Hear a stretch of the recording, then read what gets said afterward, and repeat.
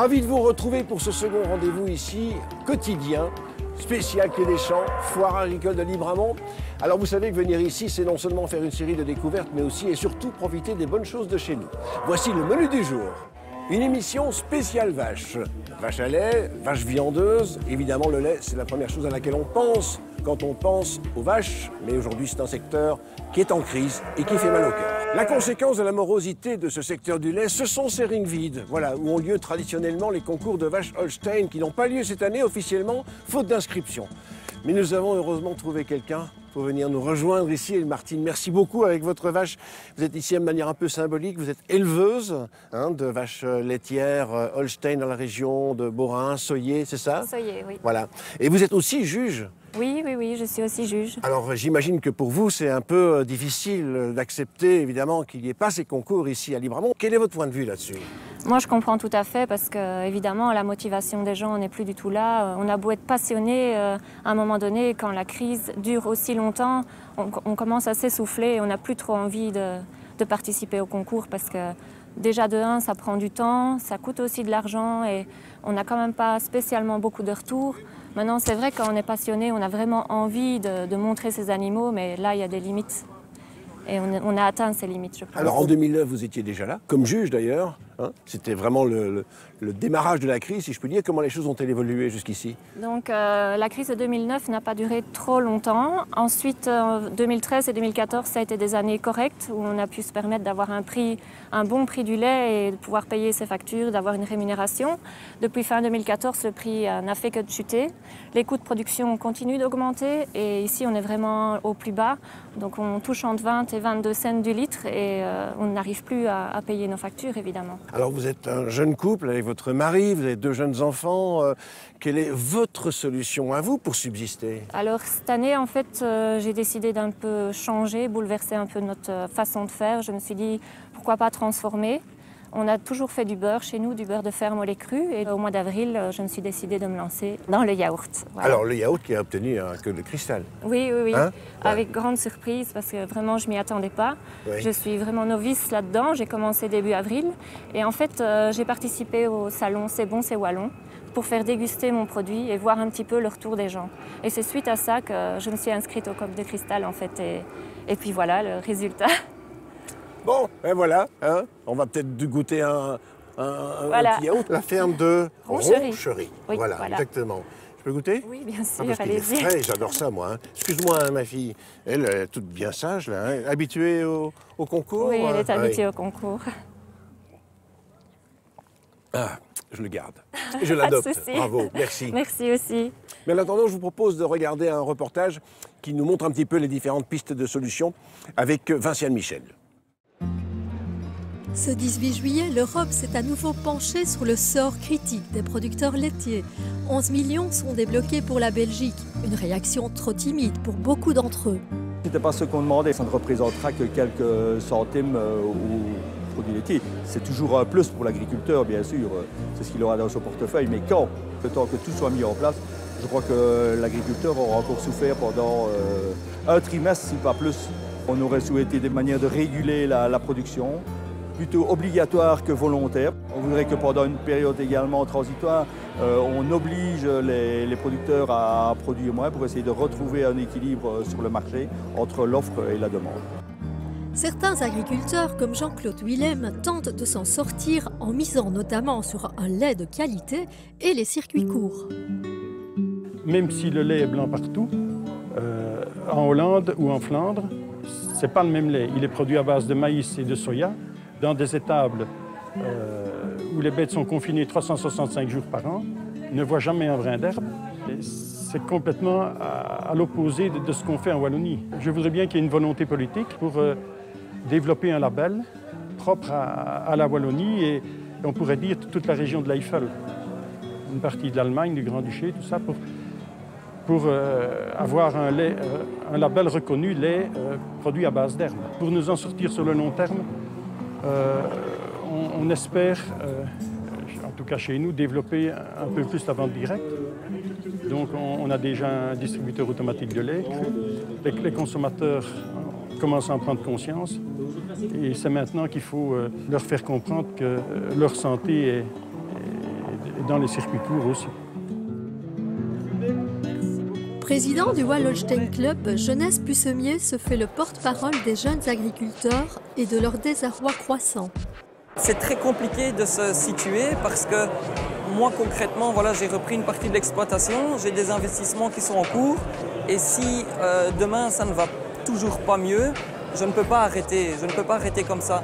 C'est pour ça que vraiment il faut s'ouvrir, puis discuter, puis essayer de diversifier un maximum et essayer de tirer des revenus de plusieurs domaines différents. Chez nous, on a la chance de pouvoir transformer une partie du lait en glace, fromage, yaourt. Et on se rend compte que ça maintenant, c'est un pion essentiel. Il faut que chaque acteur se bouge un petit peu et fasse sonner les cloches, entre autres des industries, des laiteries, pour essayer d'avoir une solution. Et je pense que voilà, maintenant, les autorités ont compris qu'il faut réinstaurer une régularisation. Et ça, c'est une chose essentielle pour pouvoir garder un prix du lait décent.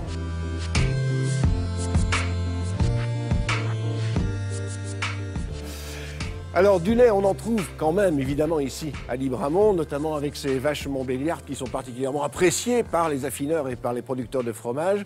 Et je vous recommande également le pôle lait qui rassemble dans le secteur évidemment tous les acteurs du lait et aussi les outils de production. Avis aux amateurs. Vincent Rabeux est éleveur de limousine. Il inscrit une bonne quinzaine de ses vaches au concours et toute la famille s'affaire dans les coulisses pour préparer ce moment important. Alors, il n'y a pas de concours de Holstein, mais bien de limousine, de blonde d'Aquitaine, de Montbéliarde. Alors, Vincent, vous êtes président du Herdbook de limousine, voilà. Et votre épouse, Marie-Christine, c'est un élevage que vous avez adopté il y a une vingtaine d'années. Ça fait 20 ans qu'on a démarré la limousine en 96. Voilà, moi j'avais fini mes études et on avait envie d'essayer une autre race. Et puis voilà, c'est une race elle est très tendance. Hein. La limousine, c'est un peu l'équilibre entre la qualité de viande et la qualité d'élevage. On a de la qualité d'élevage par un village naturel, par une bête qui s'entretient facilement, et la qualité de viande parce que c'est une viande qui est un peu plus goûteuse, qui est un peu plus grasse. Alors c'est une affaire de famille. Derrière, il y a les fils qui sont en train de présenter des bêtes. Et vous, alors, vous êtes un peu la gestionnaire de l'entreprise. Oui, ça, il y en a combien à peu près de bêtes chez vous? À peu près 200. Alors quand on pense limousine, Montbéliard, blonde, etc., on pense à la France. Oui, mais maintenant, voilà, en Belgique, la limousine, elle est bien implantée. Les premières sont arrivées en 76. Maintenant, nous, on veut se faire reconnaître. Et au niveau du Herdbook, on a développé Belgium Limousine Beef, quelque part pour vraiment avoir une marque d'identification de la limousine à travers l'étal du boucher. C'est ça. Ou des grandes surfaces. Oui. Alors bon, l'histoire des familles, donc les enfants vont prendre le relais, déjà. Ça se prépare comme ça, un petit peu. Ils aiment bien. Bon, l'histoire des familles, nous allons continuer à la voir, mais avec une boucherie à la ferme en Gaume. Et nous allons aller pour cela suivre Pascal Baïda qui nous présente la famille Jacobi.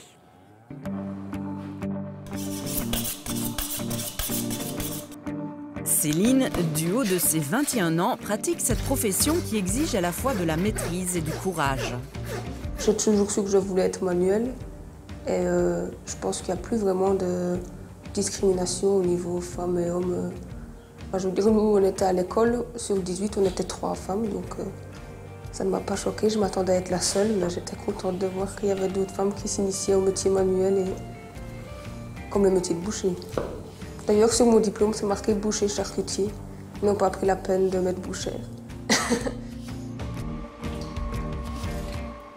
Pour moi, c'était le moyen de rester dans l'agriculture et de sortir un petit peu du milieu vraiment agricole. Donc ça me permet aussi de valoriser tous les produits de la ferme de mes parents et de continuer le travail commencé. Les parents de Céline ont toujours visé l'autonomie. Et grâce à la boucherie, c'est un rêve qui prend tout son sens. Nous autres, on est éleveurs, donc on fait naître des veaux, on les élève. On les soigne et puis on les engraisse, c'est tout un temps, on les vendait dans le commerce. Et ici, c'est l'aboutissement de tout un travail pour la boucherie, c'est comme ça. Parce qu'on travaille en famille, on a vraiment une relation de l'étable, des produits qu'on produit nous, puis elle qui transforme.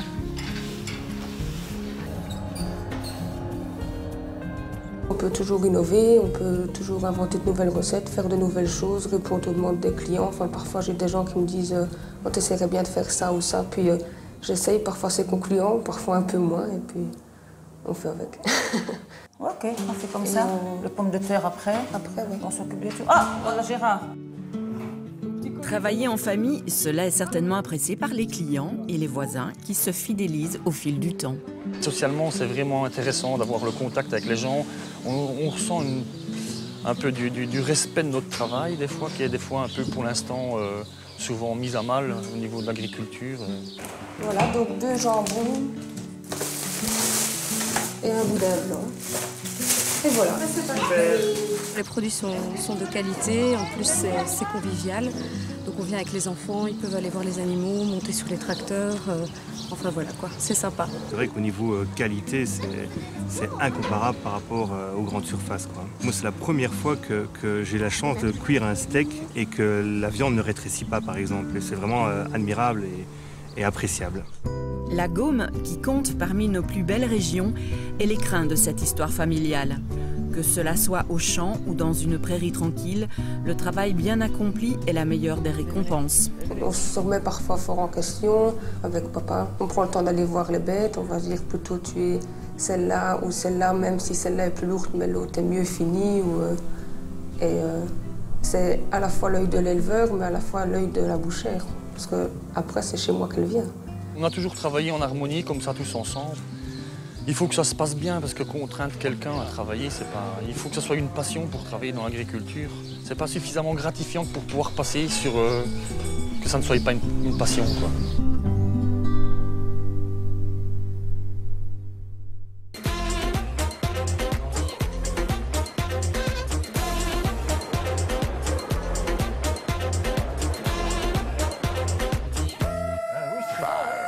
Alors, on se retrouve à Libramont avec la famille Jacobi.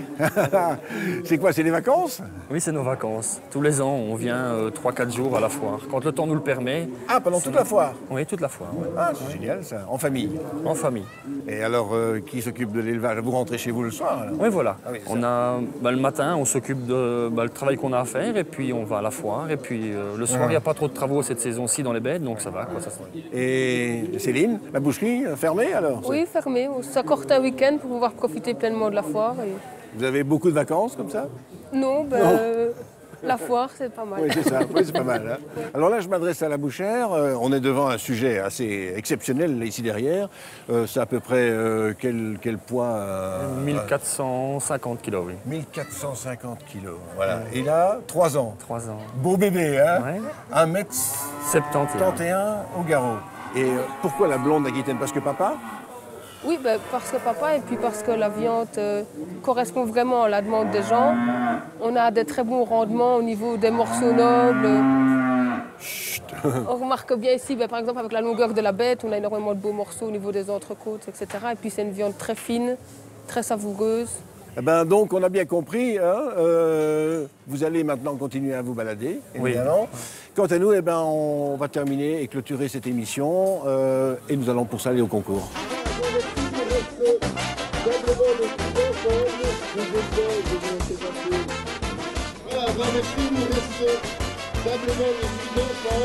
Nous terminons avec ce beau portrait de famille, ce groupe ici de blondes d'Aquitaine, si je puis dire. Alors, je vous rappelle bien sûr que votre manière à vous de soutenir les agriculteurs, c'est de signer la pétition qui est en ligne sur le site de la foire de Libramont, /pétition. Et puis alors ce badge qui vous sera distribué à l'entrée, que je vais donner à Céline, qui ne l'a pas encore. L'agriculture est une question de vie, une manière effectivement d'arborer votre soutien aux agriculteurs. Donc soyez attentifs et soyez solidaires du monde agricole. Et demain, une émission entièrement consacrée au bio. J'espère que vous serez des nôtres, même heure, même chaîne. Au revoir et à demain.